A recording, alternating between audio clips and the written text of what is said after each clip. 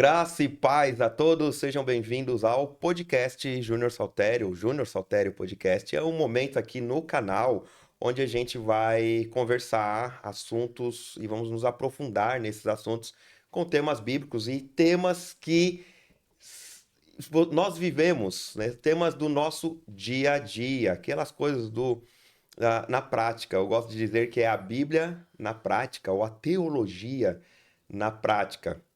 E para que nós damos início, né, possamos dar início a essa conversa, eu quero apresentar aqui uma pessoa ilustre que já participou do Filho Próspero, podcast Filho Próspero. Inclusive, depois que você assistir esse daqui, você já pode ir lá assistir o do Filho Próspero e pode assistir o podcast dele também. Eu vou deixar tudo na descrição desse podcast, os links para você acompanhar tudo isso.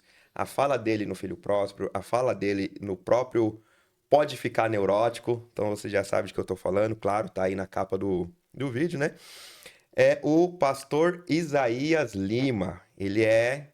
Eu vou deixá-lo aqui, ele dar um oi, depois eu vou voltar com o mini currículo dele.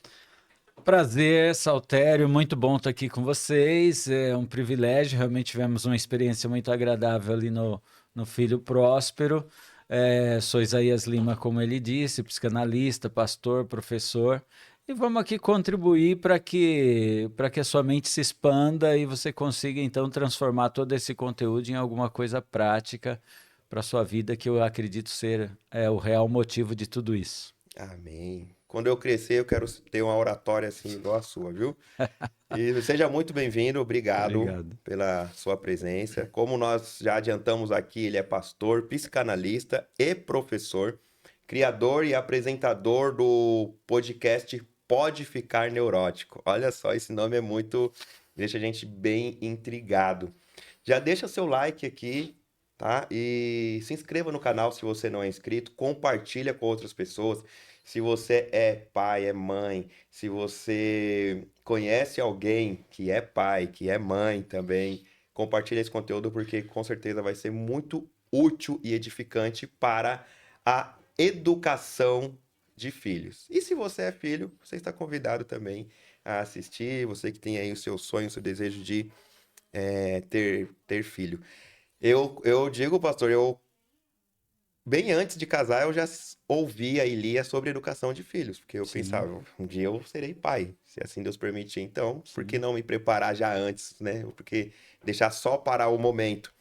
Mas vamos conversar aqui, pastor, perguntando aí para o senhor como que surgiu a sua vocação, tanto para o ministério pastoral, para a gente entender um pouco aí da sua história, quanto para a psicanálise. É, a gente, eu particularmente, cheguei na igreja molequinho, né, 10 anos, Hum, uma outra história, um outro momento de vida, um outro momento do país e uma família disfuncional, né, hum, natural, que ali o final dos anos 70 foi onde começou muito, eu acho que já existia, mas hum, aquele boom de separação, de divórcio, de esquite, como se chamava é antes, né? verdade. E, enfim, e aí um amiguinho meu me convidou para jogar bola no sábado, né? Na igreja eles jogavam bola, eu naturalmente gostava de jogar bola. Uhum. E aí fui para a igreja e brinco que eu fiquei lá até hoje. O líder falou: ó, se não vier no domingo na reunião, não joga bola sábado que vem, Ah, né? que legal. Então eu fiquei. E nisso a gente teve ali uma trajetória.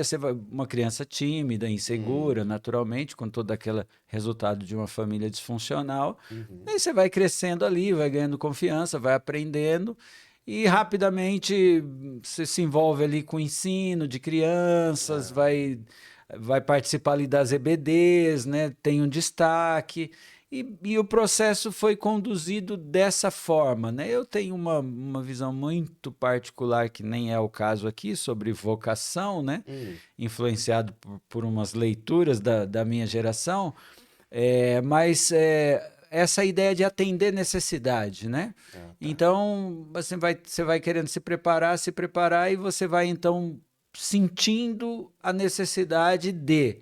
E nesse Uhum. processo de sentir a necessidade de buscar mais, fui orientado por um grande amigo meu, né, pastor José Carlos, e ele foi pautando algumas coisas, então eu fui à faculdade teológica ali, passei por todo o processo, e solidifiquei, digamos assim, aquela chamada, né, como a gente costuma dizer, Sim. e aí passei pelo concílio e segui minha vida ali, né?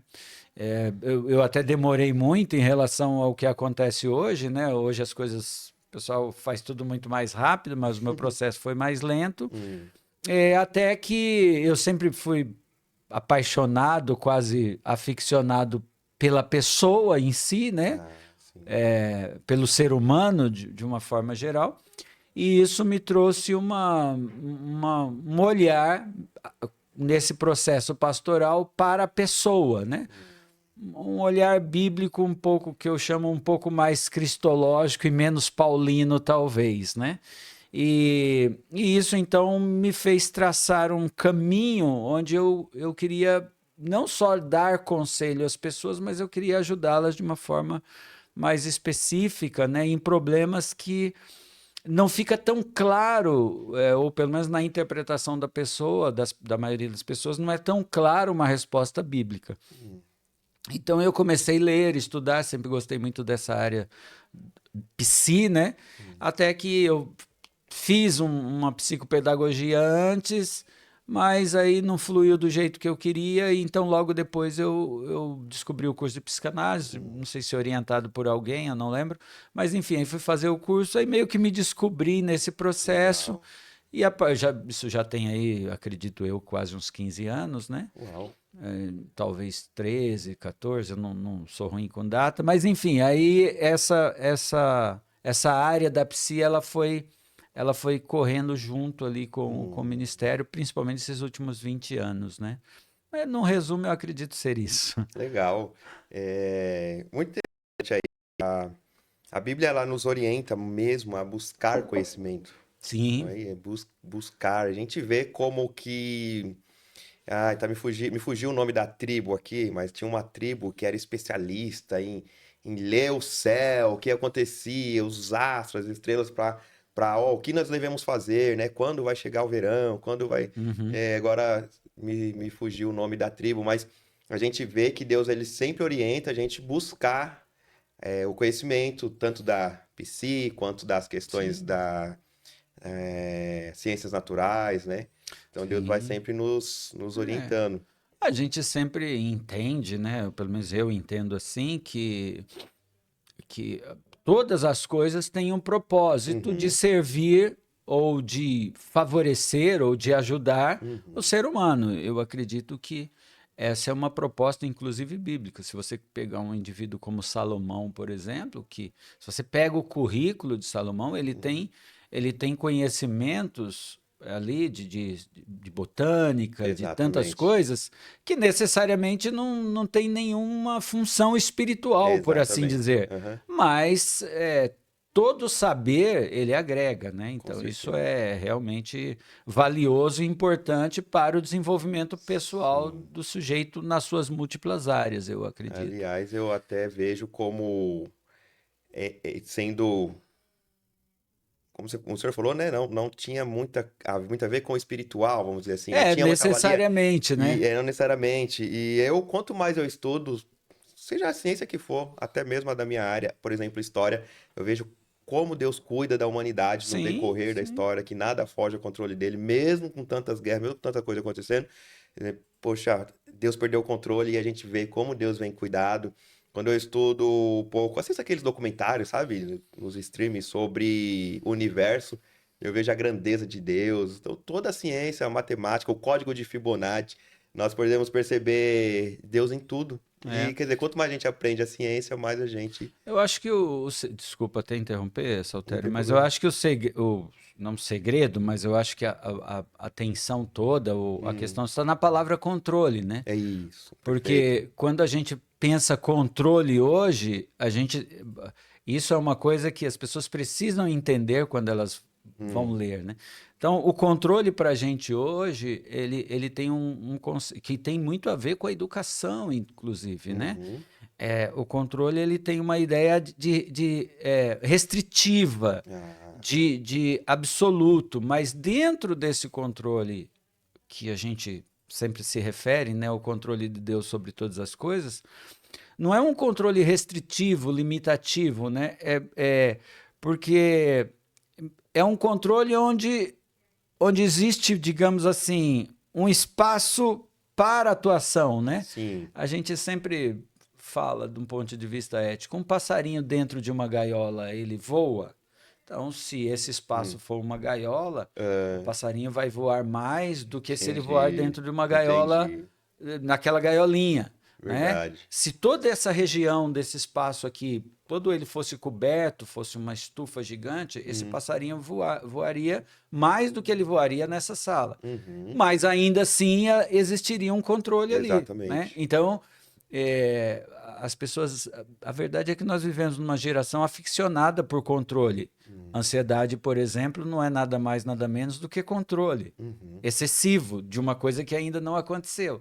Então, é claro que Deus vai atuando nesse processo Ah, histórico dentro de um espaço que não tem jeito, o homem faz guerra, né?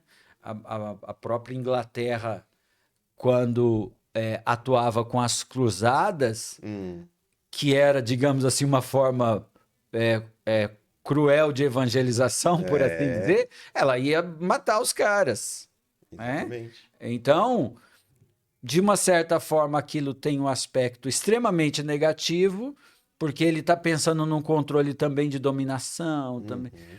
E Deus tem, pelo menos é o meu olhar, né? Deus não tem esse controle no sentido de dominar, de obrigar, né? Exato. Senão ele não tinha colocado a árvore lá, por Exato. É exemplo, isso. né?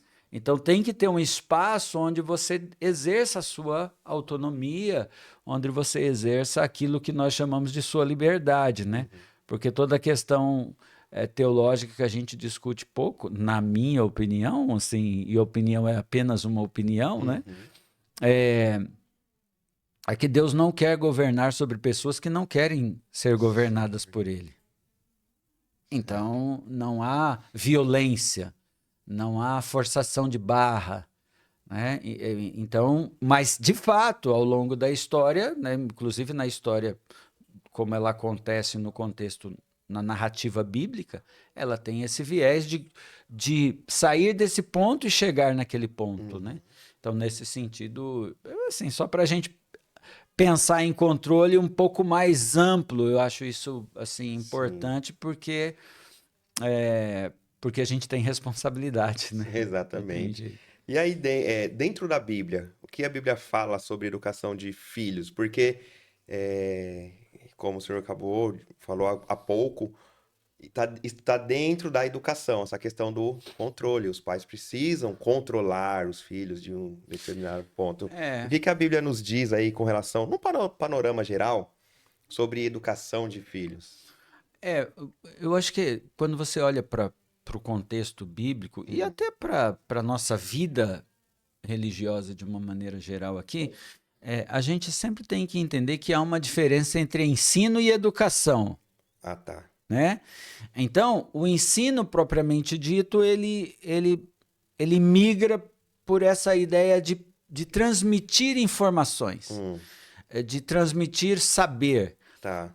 Por exemplo, eu não tenho determinados conteúdos, determinados saberes, né? Uhum, Determinados conhecimentos. É, porque isso não me foi transmitido, porque ou eu não quis, ou eu não tive oportunidade, ou uhum, não é uma área que eu goste. Essa certo. área de operação, por exemplo, né? De gravação, de vídeo, Uhum, é um saber específico que eu não tenho. sim. Às vezes alguém ensinando, você consegue apertar uns dois botões, É, ligar um microfone. Então, o ensino ele é uma transmissão de um saber, de um ok. conhecimento. A educação ela já envolve o ser humano como um todo. Hum, Você ensina valores, você educa para valores.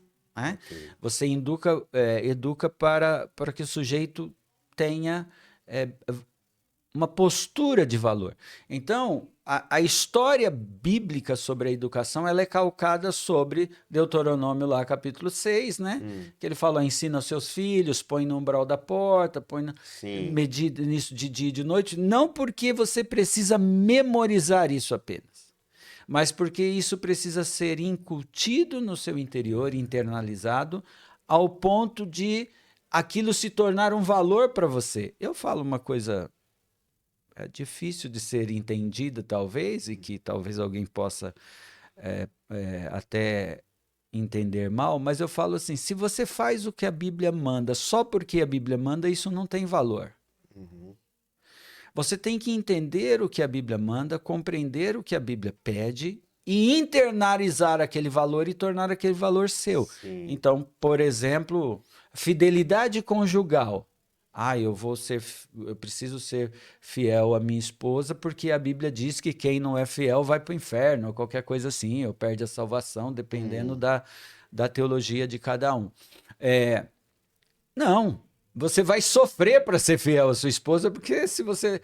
Agora, quando você internaliza que uma estrutura familiar, ela depende de um acordo, onde você e sua esposa juntos querem construir um ambiente familiar saudável, onde para que isso aconteça, você precisa internalizar a ideia de fidelidade, Sim. de amar uma única pessoa, entendendo as implicações do que seria amar.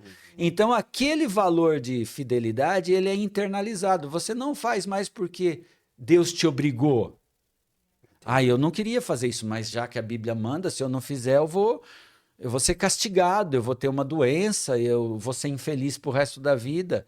E aí fica uma obediência sofrida, que ao longo dessa jornada eu já vi muita gente sofrendo mesmo por causa disso. Agora, quando você internaliza, gostei, eu acho que isso tem sentido. Se eu me disponho a ter uma relação romântica com uma pessoa e parte do contrato dessa relação é a fidelidade, e essa fidelidade vai me proporcionar uma certa estabilidade onde eu possa criar um ambiente onde meus filhos possam ser educados, então eu acho que vale a pena investir nisso como vida. Sim. Então você percebe que assim, há uma diferença grande entre eu faço porque a Bíblia manda, né? Não, eu faço porque aquilo que a Bíblia manda vale a pena ser feito. Eu internalizo um valor. Eu não sou um cumpridor de regras. Eu sou uma pessoa que me comprometeu com aquele valor. Então eu ensino o valor, não a regra. Sim. Entende? Entendi. Eu sempre digo isso aos pais, especialmente, né? Você quer que seu filho ame as mulheres, respeite as mulheres, trate as mulheres sem ser aquele machismo exagerado, ame a sua esposa e trate bem a mãe deles, né? Ame a mãe deles, trate bem a mãe deles, respeite a mãe dele, e ele então vai ver você respeitando a mãe dele, e aí ele será educado por um valor, não por uma regra. Entende? Então eu acho que toda a estrutura bíblica ela está ligada a isso, porque o que a gente não percebe é que quando Israel, de acordo aí com o relato de Êxodo, né? Quando Israel sai do Egito, eles estão há 430 anos sobre uma égide que não era deles. Eles mantinham os seus valores, eles tinham uma certa liberdade, mas eles não tinham lei, eles não tinham organização. Então, quando eles saem, é preciso ter orientações normativas, sociais, espirituais, relacionais, para que eles aprendam a viver em comunidade. E aí entra, então, não só os 10 mandamentos, mas os 680 que está lá no Decálogo, né? Então, e a partir daí a educação ela vai sendo uma prática, né? Se você for, eu sempre brinco com as pessoas, você já leu a Bíblia toda? Pessoal, já ou não, né? Aí eu falo, você leu os 9 primeiros capítulos de Primeiras Crônicas? E aí a pessoa, se não leu, porque são só genealogia. Sim. Se não leu, eu falo, você não leu a Bíblia toda. Se você leu, eu falo, então você leu um negócio que não te serviu para nada. Porque realmente aquilo não é uma... Você não tem como tirar uma lição daquilo para sua vida. Eu não sei historicamente, Então, né? mas Aquela questão da ciência. historicamente, o que o autor de Crônicas quer? Ele quer mostrar a linhagem daquelas pessoas. Seus pais foram comprometidos com esse valor, você veio desse, que depois desse, que depois desse, que Legal, depois legal. desse, depois desse. E agora você está numa longa linha genealógica de pessoas que desenvolvem um valor para a sua vida. Aí aquilo para o leitor original tem um significado que não tem para gente. Porque ele está, olha, agora que você vai voltar, lembra do seu tataravô, seu bisavô, Muito bom. entendeu? E aí o sujeito vai sendo educado a partir dessa premissa naquele ambiente social. Ontem eu estava lendo sobre os recabitas. Estamos lendo ali Jeremias. Aí eles não bebiam vinho porque um dos pais deles lá disse, ó, não tomam, bebam vinho, morem em tendas, não construam casas para vocês. Jeremias, Deus orientou Jeremias, chama-os e oferece vinho para eles aqui no templo, numa sala lá do templo e tal. E ele obedeceu, ofereceu, e eles falaram, não, nós não podemos tomar, porque o nosso pai diz. Quer dizer, isso ficou internalizado neles. Né? Ali ninguém estava vendo, mas eles podiam falar, não, ninguém está vendo, vamos tomar, tá só nós aqui, o Jeremias, vamos tomar. Mas eu achei muito interessante que então é isso que nós devemos transmitir Sim. para os nossos filhos, os valores em si, e não no sentido de, ó, você tem que ler a Bíblia, ou você tem que ir lá na salinha da IBD, Sim. porque o papai do céu tá mandando, ou porque o É, papai ou a mamãe está mandando. senão Deus vai ficar chateado com você, Precisa vai te mostrar. castigar, essas coisas, né? Você citou aí, eu lembrei de um provérbio muito curioso que diz assim: não remova os marcos antigos que colocaram seus pais, né? E aí, obviamente, eu sei disso porque eu ouvi ou porque eu li, né? E marco, antigamente o pessoal não dividia um terreno como hoje, né? A prefeitura, o estado delimita ali as metragens e tal. Os terrenos eles eram marcados por estacas, por marcos. Então ele enfiava uma estaca num determinado e dizia: daqui para cá é meu, daqui para cá é do sujeito, né? Do vizinho. Aí os filhos tiravam aquela estaca e colocava 1 quilômetro para frente. Então o provérbio diz: olha, não removam os marcos que colocam, porque você tem um compromisso moral com isso. Sim. Então você veja que é uma questão de princípio, né? Muito, Muito muito bom. interessante. Muito bom, já edificou bastante. É. E assim, hoje, na minha experiência, pelo que eu vejo entre alguns pais, principalmente pais novos, eu atuo na escola, sempre comento isso aqui, então eu tenho muito contato com crianças, principalmente a partir dos 11, então eles já estão entrando para a adolescência. 11 anos de idade eu já chamo de adolescente, na verdade. Sim. E o que eu vejo é essa questão do equilíbrio entre o corrigir e o amor. Sim. Há pessoas que fazem separação entre correção e amor. E eu queria aqui que você dissesse pra gente aí, é possível, né? Eu coloquei até aqui, nos dias de hoje, equilibrar disciplina, que é a correção, e o amor? E se há alguma diferença entre uma coisa e outra? Eu brincava, né, com o pessoal quando da minha igreja, né? Sempre brinquei com isso. Foi assim que acho que o provérbio, se eu não me engano, ou salmo, não lembro, diz assim: Deus corrige quem ama, né? Hum, E eu falava assim, vocês acham que eu me preocupo com o filho do vizinho? Eu não me preocupo com o filho do vizinho, eu não vou ficar corrigindo o filho do vizinho, porque verdade. eu não o amo, Hum, como eu amo meu filho. entendi. Então você vai corrigir quem você ama, ou seja, corrigir é um ato de amor, né?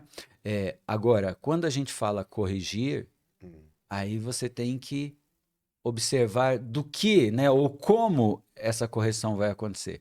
Porque, obviamente, as crianças estão ficando hoje em dia cada vez mais autônomas, né? Cada vez mais espontâneas e até individualistas, né? Hoje as crianças elas são no geral, pequenos adultos, e os pais temem um pouco, ou temem muito, essa ideia de não ser amado pelos filhos, né?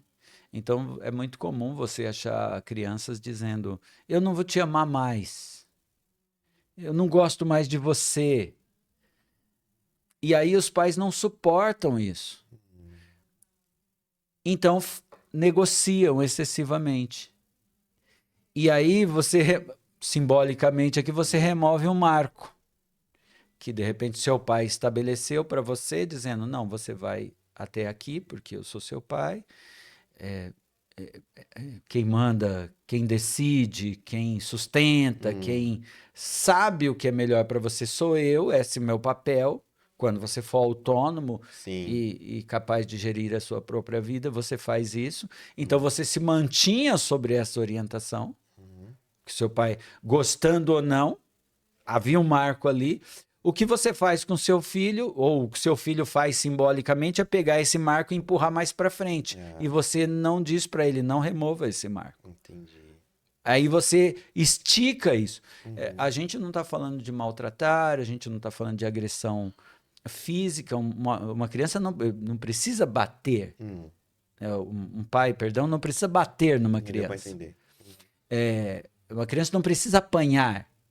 Até porque um tapa de um adulto com raiva numa criança de 10 anos, né?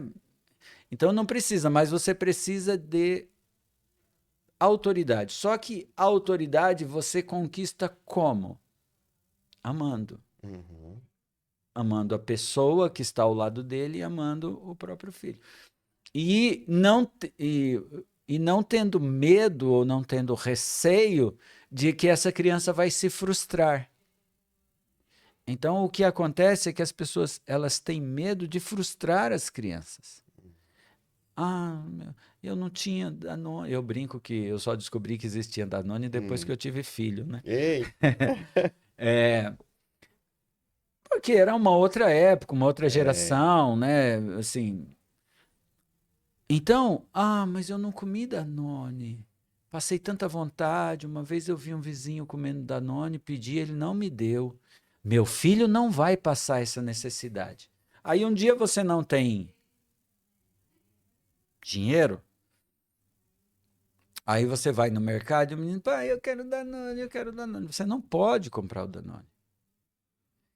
Mas a criança começa a dar um piti no mercado ali: eu quero Danone, eu quero Danone. Então você põe aquele Danone no cartão de crédito. Misericórdia. E vai dizer que Deus vai prover? Não, Deus não necessariamente não vai prover, né? O que você precisaria como pai é educar o seu filho que a gente não pode ter tudo que tem, tudo que deseja. Na hora que quer. Na hora. A gente precisa aprender a lidar com a frustração de não ter tudo que queremos. E essa geração, não só as crianças, viu? Os próprios pais e pais adultos, enfim, a gente tem muita dificuldade com a frustração. Então, eu vou para a igreja X porque eu tô com um problema e eu quero que Deus me cure, né? Aí vai lá, ora e não cura. Aí vai para a igreja B porque vai atrás da cura. Não lida com a realidade, com a frustração de aprender a conviver com uma doença.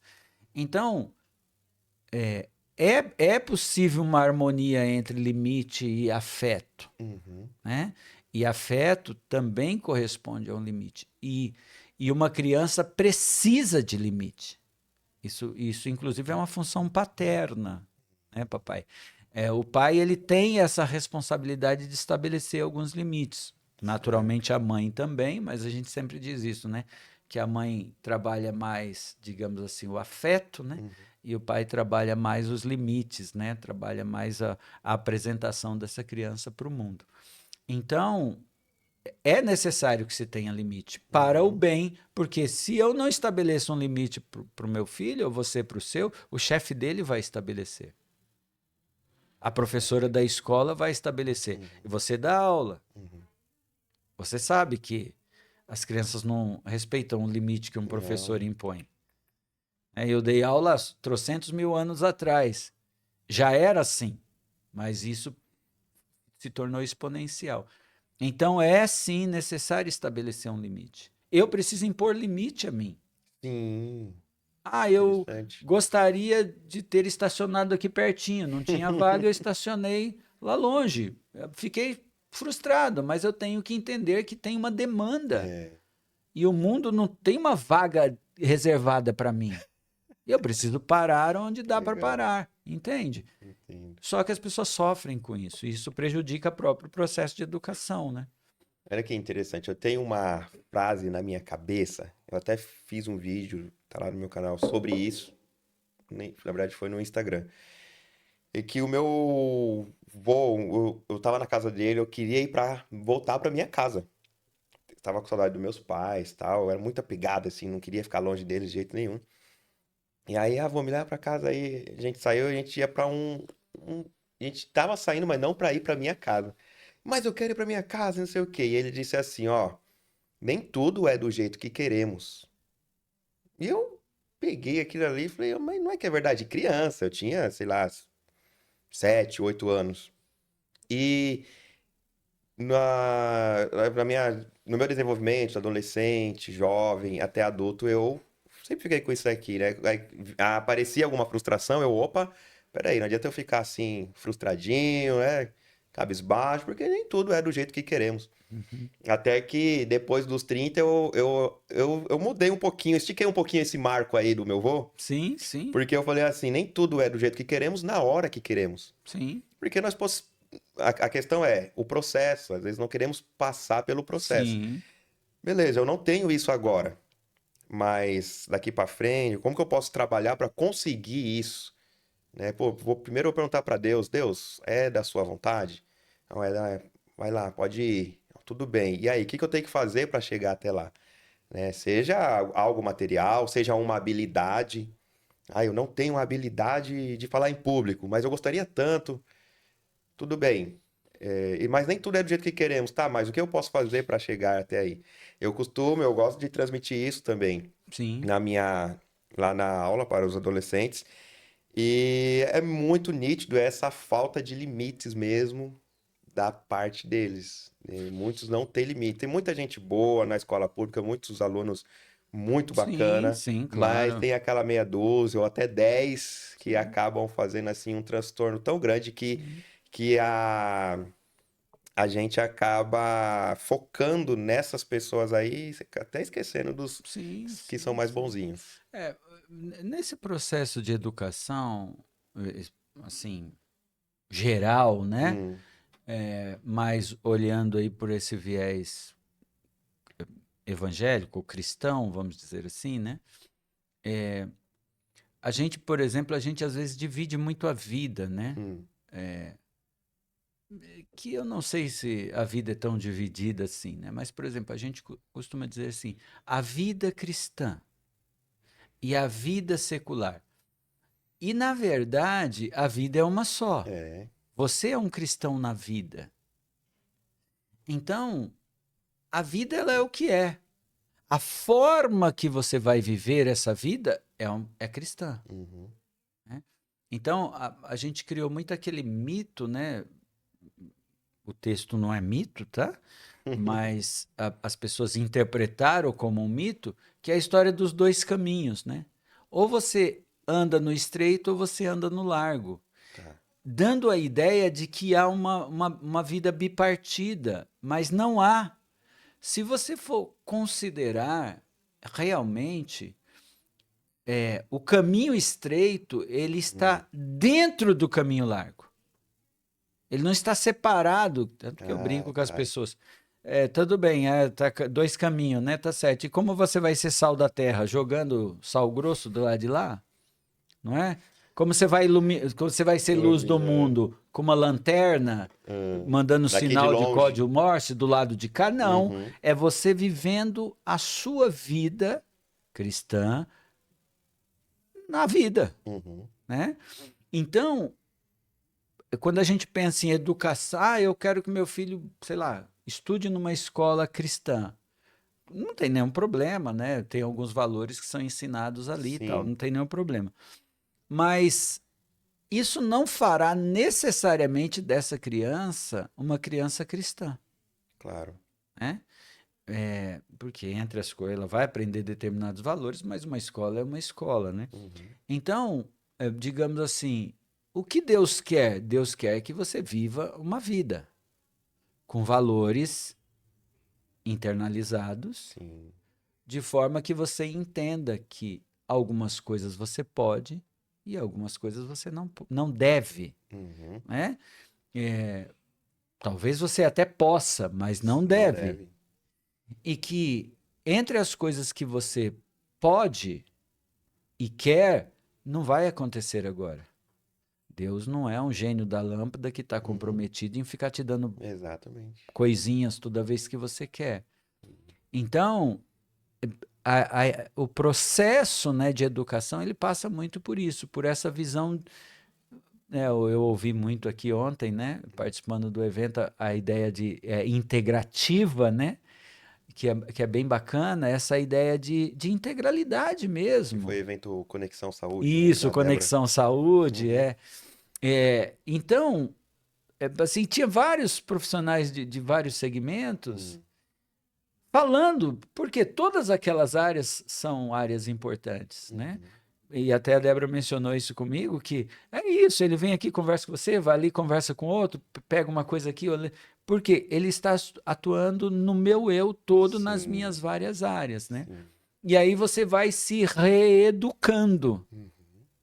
né? Porque a dura realidade, né, Saltério, teve uma situação muito curiosa na igreja, uma vez, uma pessoa que eu amo, que eu não sei, eu não lembro bem qual era o teor, né? Mas aí eu falei uma determinada coisa e ela falou assim. Ela não falou, ela pensou. Uhum. Só que ela pensou com a boca. Sabe quando você Sei. pensa uma coisa e verbaliza bem Sei. baixinho? Mas como a gente estava no espaço pequeno, né? Ela falou: tá certo, mas eu não concordo. E eu sou um professor, Uhum. e como um bom professor, eu sou um provocador, né? Uhum. E eu disse para ela assim: então você é incapaz. Era uma pessoa mais velha que eu, né? Então você é incapaz de aprender. Porque aprender é essencialmente mudar. Se eu não mudo, eu não aprendi. Porque qual é o resultado de qualquer aprendizagem? Transformação. Transformação, mudança, Uhum. amadurecimento, né? Se você não é capaz disso, de se permitir se Uhum. mudar a partir.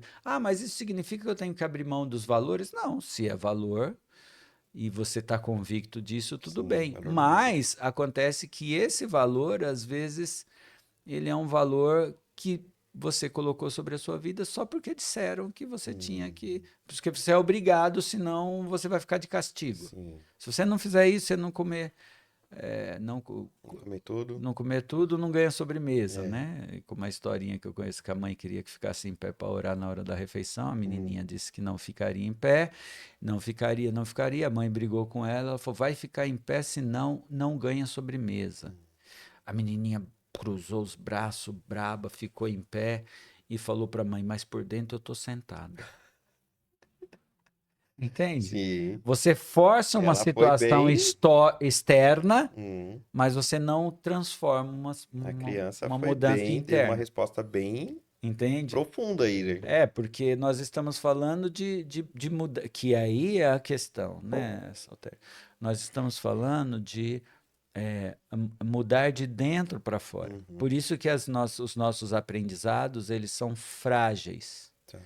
Porque o nosso sistema educacional, ele só te ensina para a próxima prova. Uhum. Tanto que qual é a pergunta que você mais ouve como professor? Vai cair na prova? Exatamente. Porque eu estou aprendendo para a próxima prova. Fiz a próxima prova, aquele aprendizado não me Já interessa era. mais. Então a gente traz essa mentalidade que a educação ela tem um fim curto. Uhum. Eu aprendo apenas para saber, para responder um bom teste, mas eu não inculto aquilo na minha vida. Aí Por isso que a gente vê ninguém aprendendo nada a longo prazo, né? Exatamente. Tá ficando assim. Uma coisa que me chama muita atenção nessa relação de pais e filhos, que tem me chamado a atenção ultimamente, é uma mistura de coisas. Eu coloquei aqui, sai da tua terra. Esse sair da tua terra, tanto por parte do filho ou da filha, sair da tua parentela, ou deixar o pai e mãe, Sim. tanto por parte do filho, é um grande desafio. No sentido, às vezes ele pode estar muito apegado. Eu falei aqui nos podcasts anteriores, aliás, não aqui, no Filho Próspero, que de repente o filho sai ali debaixo da tutela dos pais. Mas alguns preceitos, vamos dizer assim, alguns paradigmas, né? Nem os princípios vão Uhum. se manter, os valores também, mas alguns paradigmas, ó, de repente algumas crenças, não a crença em Deus, mas crenças em coisas que, ó, tem que fazer assim, aquela velha história do por que que você corta o pão, né? As pontinhas do pão, que não Ah, sei o quê. Ah, sim. porque ele não cabia lá Sim. na minha Tupperware, não cabia no meu potinho lá, então eu tinha Uhum. que cortar. E a outra tinha um pote maior e continuava cortando, e a Uhum. filha e a neta foram cortando do mesmo jeito, nem sabia o porquê. Uhum. Então eu vejo que muitos saem ali debaixo da tutela dos pais, mas sai fisicamente. Só que por dentro não saiu. Como não sai do Egito, como não, de repente não Uhum. sai do mundo, continua vivendo ali.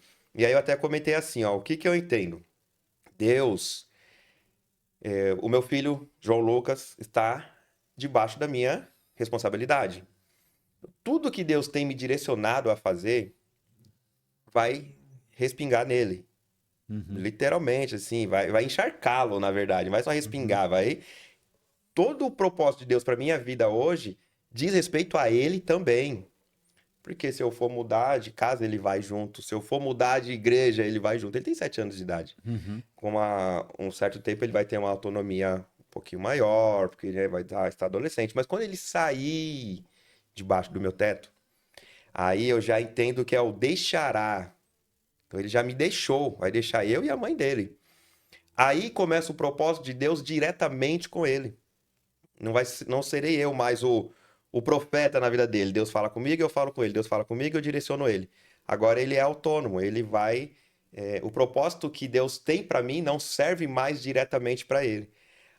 Eu não sei se eu estou conseguindo expressar aqui. E aí Sim. eu vejo que, e até eu caí, me vi nessa situação, acabando vivendo o propósito dos meus pais, ou no caso, a minha esposa, dos meus sogros, porque a gente acabou não entendendo que agora aquele propósito lá, aquele propósito era para eles, não é Uhum. mais para nós. Agora Deus tem um propósito para nossa vida. Aí acontece o caso que, de repente, eu vejo Deus falando para algumas pessoas, ó, sai daqui e vai morar em outra cidade. Sai daqui e vai morar em outro estado ou em outro país. Deus direcionando. E alguns pais têm uma dificuldade grande de aceitar isso, por causa daquele apego, por causa daquela. E aí, dentro da Bíblia ou também da psicanálise, como tratar essa situação? Claro que aqui, né, em poucos minutos, talvez não dê Sim. para tratar É, tudo, mas um panorama. eu fui eu me debrucei uma época em um, em um tema assim, né, que eu falo que eu estudei alguns temas que não serviram para nada, né, mas eu Hum, gostei de estudar. Mas assim, eu acho que as pessoas, isso passa muito pela diferença de forma e princípio, né? Primeiro que pai tem uma ligação, naturalmente os pais têm uma ligação com os certo. filhos e vice-versa. Mas assim, o processo sugere um- um- uma inversão, né? Quando seus filhos são pequenos, isso falando até psiquicamente, né? Hum, Psicanaliticamente aqui, seus filhos dependem estritamente de você, né? É, então, às vezes eu quero falar as coisas sem ser muito provocador, né? mas vamos lá, o Mas espaço é assim, para isso. mas é como se pais são obrigados a amar os filhos. Por quê?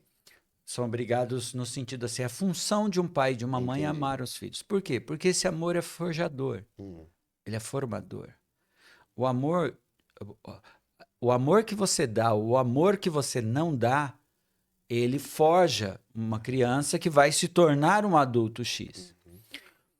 Só que o pai não tem a garantia, a mãe não tem a garantia que quando esse filho crescer, ele vai devolver esse amor da mesma forma. Aí o papel é invertido. Os pais é que vivem uma carência, uma dependência da presença desse filho, como se ele tivesse que pagar o amor que foi dado a ele. É. Mas eu te paguei escola, mas eu te dei comida, eu te dei casa, e agora você me deve amor. Uhum. Tanto que a gente brinca, né, que as mães de meninos, né, quando trazem a primeira namoradinha, é um tormento, né? Porque é um processo de rivalização, né? É. Você está levando o meu menino, Rivalização. de Ah, rivalização. Assim como o pai com a menina. sim. Como assim você vai namorar minha princesa? Uhum. Essas coisas, né? Então eu quero ter prioridade sobre você. E o Uhum. que as pessoas não entendem, talvez não compreendam, é que existe tipos de amor diferentes. Né? Então, uma coisa é o amor de pai, uma coisa é o amor de amigo. O próprio grego trabalha essa riqueza de detalhes aí. Sim. Né? Mas, e com isso, então, a gente mantém essa ligação Uhum. de impedir que esse filho se vá. Somado a um fato cultural que a gente tem vivido nos últimos talvez 30 anos, né? Dos anos, eu falo que tudo começou a mudar ali Hum. depois dos anos 90, dos anos 80, desembocou nos anos 90 e enfim, que o fato de que, eu não sei quem decidiu isso, não sei onde isso está Hum. escrito exatamente, mas isso tem rolado por aí, que a adolescência agora vai até 23, 24 anos. Por, a justificativa é Hum. porque, na minha época, não sei na sua, né? Obviamente eu sou mais velho que você, né? A barba que o diga, né? Uhum. Mas na minha época eu comecei a trabalhar com 13 anos, 14 registrado numa Hum. metalúrgica. O que aconteceu? Eu parei de estudar. Ah, Porque uma tá. criança de 13 anos, 14 anos, ela não consegue estudar e trabalhar Exatamente. longe, pegar e tal. Uhum. E era uma necessidade. Hum. E você seguia a vida. Você se tornava adulto mais cedo, responsável mais cedo. Isso foi proibido. Hoje, uma criança de É. 14 anos não pode trabalhar.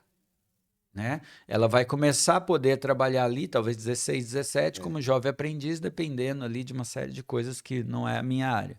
Uhum. O que acontece é que ele vai entrar na faculdade e vai fazer a faculdade morando com os pais. Portanto, todo o processo de faculdade, invariavelmente, ele está sob a tutela dos pais. Então ele só vai ter uma independência, por assim dizer, Hum. depois da faculdade, que vai dar ali, se começou a faculdade com 18, com 19 e Isso. 24. Então isso também mantém os filhos. O pessoal está casando mais tarde, está tendo menos filhos, Uhum. filhos mais tarde. Então isso fez com que a família tivesse a presença dos filhos por mais tempo. Você vai encontrar ainda exceções, né? Mas no geral a média social é isso. E enquanto mais tempo junto, mais difícil é quebrar o vínculo, Hum. né? E também mais cômodo é, porque eu sempre digo para os meus que morar sozinho custa caro, não é? E aí o pessoal faz muita brincadeira, muito meme, vídeo na internet por conta disso. Agora, uma coisa importante, eu acredito, Saltério, é que quando o seu filho é pequeno, quando o Hum. seu filho é pequeno, Hum. você é a pessoa mais importante para ele. Hum. Ele quer ser você. Você é o super-herói, é o homem mais forte do mundo, a mãe é a mulher mais bonita do mundo. Ele constrói, vamos chamar assim, o seu self, o seu si mesmo, aquilo que a gente poderia chamar aqui de personalidade, baseado naquilo que os pais são. Quando ele chega nessa fase, 11, 12, 13 anos, ele entende que ele não é os pais. Então, psiquicamente, há uma pergunta: quem sou eu então? Se eu não sou o meu pai, quem sou eu? como eu vou fazer aquilo que meu pai me fez fazer sempre de uma forma que não seja como ele faz? Aí a gente entra na forma, porque o problema todo, às vezes, da educação é que você sacraliza a forma. Por exemplo, quem disse que escola bíblica dominical tem que ser às 9 da manhã num domingo? Não existe. Quem disse que você tem que se reunir às 7 horas da noite para fazer uma reunião? Quem disse que todo mundo tem que fazer célula e pequeno grupo? Quem disse que... Enfim, quem disse? Até porque Deus tem formas de agir do Então, jeito que ele quer, diferente, em então lugares diferentes. a forma, ela não é sacralizada, a forma não é doutrinalizada no Novo Testamento. O que é doutrinalizado são os princípios. Exato. Então, você na época em que você está, você pratica os princípios da forma que a sua geração vivencia. Muita gente não gosta disso, mas é a própria questão da tatuagem. A tatuagem, na minha geração, ela era abominação. Aí isso passou uma geração seguinte, isso foi normalizando socialmente. As pessoas foram fazendo isso, não é um negócio que dá para remover fácil. E o que acontece com a cultura de hoje? Muita gente não gosta, eu particularmente tenho as minhas questões sobre isso, mas isso já teve que ser aceito, senão você não vai ter gente na sua igreja tocando na sua equipe de louvor. Entende? Sim. Então, o que acontece é que os seus filhos, para descobrirem quem eles são, eles vão desafiar a única lei vigente que eles conheceram, que são os pais. Entendi. E aí eles vão para quem? Amigos, que é a trupe. Ah, mas meus amigos fazem assim. Ah, meus amigos vestem esse tênis. Veste ou calça, não sei. Meus amigos faz tal coisa. E aí por quê? Porque existe a questão do pertencimento que vai desenvolver esse si mesmo do sujeito. Quem eu sou nesse processo, além de ser os meus pais? Mais adiante, esse negócio dá uma normalizada e faz o que você fez. Você pega o princípio do seu avô e coloca um marco num lugar que não tinha. Aí você faz uma releitura e adapta para você. Sim. E tudo bem. Continua sendo o princípio, tá dentro Você mantém do um princípio, mas você deu uma adaptada no limite desse princípio. Sim. O que o seu tempo pede. Hoje, por exemplo, é difícil você educar uma criança sem o celular. Então você tem que estabelecer alguns limites para que ela não sofra mais prejuízos do que benefícios desse aparelho. Então você vai negociar. Haverá uma época que a pessoa vai chegar em casa e vai, sei lá, falar por inteligência artificial e vai aparecer o Instagram dela, assim, virtual, na frente dela, sei lá, né? Sim. Que é uma outra realidade que nós não temos ainda, sei lá, o que vai acontecer. O que eu estou dizendo é que o conflito, que a gente antigamente chamava de conflito de geração, né? Ele é natural. E os pais precisam saber lidar com isso. Legal. Senão, eles querem cercear os filhos e dizer não vai fazer isso porque eu não quero. E simplesmente porque eu não quero, porque Deus não gosta, porque... E ele vai dizer, mas isso não é mais pecado. Entende? E aí ele vai te confrontar.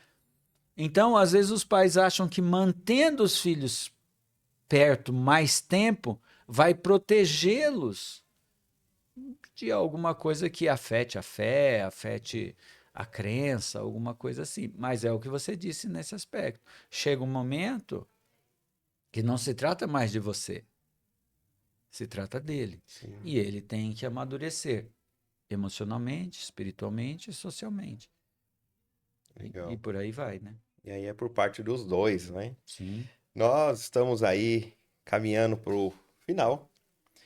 E nós temos aqui um quadro que é o Responde na Lata.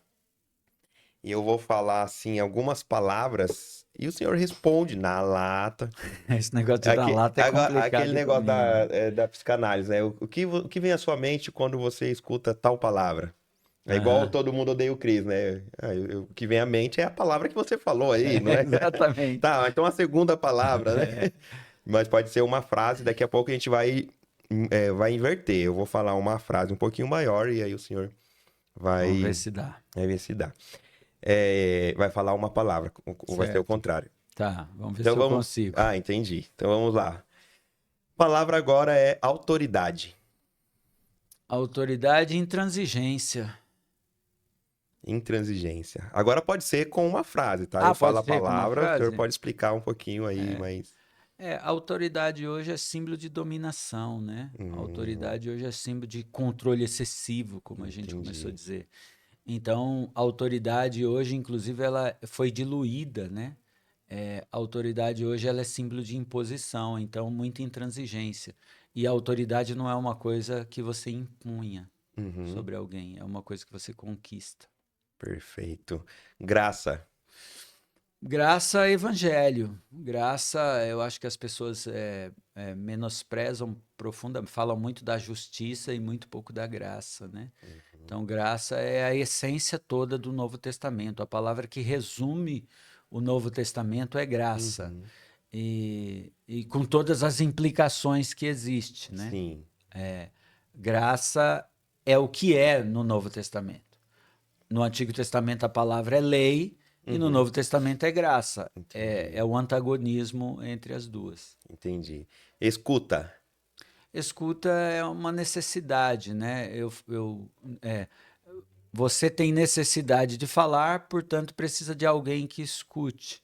Então, você não tem só a necessidade de falar, você tem a Uhum, necessidade de ser escutado e não apenas legal. ouvido. Sim, Então, meu trabalho em psicanálise é uhum, escutar e dizer a você, olha, foi isso que você disse. entendido. É uma coisa importante. Igreja. Igreja, pessoas, né? Uhum, Eu não entendo e nunca entendi, desde quando comecei a debruçar sobre essa carreira teológica, que igreja ela dependa exclusivamente de um lugar. Ela depende de pessoas, né? Talvez até me perdoem isso, mas igreja agora virou uma empresa, né? Então a autoridade dentro de uma igreja ela está virando um empresário, né? sim. Um sujeito que trabalha com isso. Então Uhum, igreja são pessoas, é liberdade, uhum, é espontaneidade e é viver valores, né? entendi. Muito bom. Agora vai ser o contrário, uma frase, e aí o senhor responde com uma palavra. Tá. Vamos lá. Maior desafio da paternidade. É, o maior desafio da paternidade é, cara, o maior desafio da paternidade é presença. Presença. Muito interessante. Aí falou comigo também isso aí. Também percebo isso aí. Maior recompensa como pai barra psicanalista. Como pai, é ver os meus filhos independentes, Uhum, né? É o meu trabalho. Meu trabalho é fazer com que os meus filhos não dependam de mim, eles sejam perfeito. independentes. Hum, Como psicanalista, é a vida mais saudável uhum. possível, né? A vida mais saudável possível. Veja que é difícil Não responder numa seria. palavra, né? Ou então, não sei, seria a alta? Ou tem alta na psicanálise? Ou Na acaba. psicanálise não Não, tem não alta. tem. Não tem alta. A Entendi. gente entra num acordo se for necessário, Uhum. mas tem gente que pode fazer psicanálise por 5 Assim, anos, 10 anos, na, a na vida inteira. psicologia, no caso que a gente chama de terapia, é, por exemplo, eu recebi alta do transtorno que eu estava vivendo, Sim, mas você pode continuar aqui a vida perfeito, toda, porque você vai. exatamente. Vamos lá, melhor conselho que já recebeu. Melhor conselho, eu recebi bons conselhos, mas eu acho que o melhor conselho foi Esse não dá esteja. para ser uma palavra, né? Mas eu acho que a autenticidade, né? Ah, perfeito. Autenticidade é o que o pessoal chama de espontaneidade, né? Uhum, Eu acho que isso foi um conselho legal para mim. bacana. Deixa uma palavra final para pais e filhos também. Uma palavra, eu quero dizer, uma mensagem final. Se quiser, pode É, olhar para sua câmera aqui, deixar para os eu pais. sempre digo isso, Saltério. Você quer que os seus filhos melhorem, melhore Hum, a sua vida, né? você quer que os seus filhos amadureçam você, né? Busque a sua evolução pessoal, envolvendo aí o todo, né? Emocional, espiritual, social. E seus filhos surfarão nessa onda. Então, cuide de você, o melhor para você, invista em você que você estará investindo nos seus filhos, não tenha dúvida disso. Enquanto mais novo eles forem, melhor será esse investimento. Então, invista em você. Amém. Muito obrigado mesmo. Quero agradecer aqui mais uma vez a sua presença, essa espontaneidade de se fazer presente. Ontem mesmo estava aqui, o Isaías veio no evento Conexão Saúde, que foi um evento que a Débora Martins, né, Vitor? Isso aí. Débora Martins idealizou e o filho Próspero estaria presente. Esteve, né, na pessoa do Sim. Tiago, e o Isaías esteve aí dando auxílio pra gente, eu não pude estar. E mesmo que eu estivesse, seria muito importante você estar com nós dois. Representei com muita satisfação. Porque era justamente sobre escuta, né? Uhum. A escuta ativa e tal. Uhum. E aí ele deu todo o suporte. Eu falei pro Thiago, e aí, Thiago, como foi? O Thiago falou, eu não atendi ninguém, foi o pastor Ele me largou no cantinho pastor lá. que fez todo o trabalho lá. Eu falei, olha que bênção. Então, gratidão mesmo, viu, por todo esse seu apoio que o senhor tem nos dado. Vocês viram eu chamá-lo de você em alguns momentos, chamar de senhor, né? E aí faz ele. parte. É porque ele falou, não pode me chamar de você. E daí é o costume, é o hábito, acaba no meio do caminho, senhor. Faz parte. Mas deixa aqui as suas redes, fala aí como encontrar tanto o seu podcast, te encontrar no Instagram. Ele vai deixar a descrição aí, Vou né? deixar. Mas no Instagram eu estou como Isaías Lima, Soma Persona, né? Que é o meu nome fantasia, Soma Persona, né? Aí você vai me achar, se você colocar lá hashtag Soma Persona, hashtag pode ficar neurótico, Sim. você vai achar algumas coisinhas. Estou brincando só de podcast, chego no nível profissional dos meninos aqui, tá bom? Tá muito bom lá o podcast. E se quiser, assim como psicanalista, né, você vai achar meu telefone no Instagram, mas 995 17 6680. Se quiser contratar o serviço, estamos lá à disposição Bacana. também. Perfeito. Então, agradeço a você que está nos acompanhando aí desde o início, ou enfim, que tem nos acompanhado os podcasts, está aqui no canal. Se inscreva se você não é inscrito, deixe o seu like, porque isso nos ajuda bastante. E compartilha com outras pessoas. E queremos saudá-los aqui com a graça e a paz do Senhor. Fica com Deus.